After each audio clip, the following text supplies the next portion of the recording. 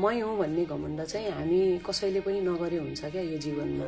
किनभने यो जीवन हो र समयले कुन व्यक्तिलाई कहाँ पछाड्छ, कहाँ पुगाउँछ र कुन अवस्थामा पुगाइदिन्छ हामी कसैलाई पनि पत्तै छैन क्या।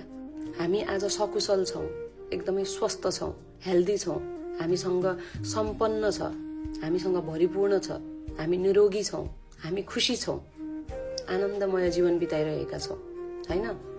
तर भोलि कसलाई के हुन्छ, कहाँ गएर हाम्रो जीवन टुङ्गिन्छ र हामीसँग भएको चीज वस्तु मान्छेहरू कहाँ गएर समाप्त हुन्छन्, सबै कुराहरूको एउटा एक्सपायरी डेट हुन्छ क्या। त्यसैले जे छ खुसी हुने हो, रमाउने हो, आनन्दमय जीवन व्यतीत गर्ने हो हैन। तर कुनै पनि कुरा मसँग छ अरूसँग छैन भन्ने घमण्ड चाहिँ जीवनमा कसैले पनि नगरे हुन्छ। मैले यस्ता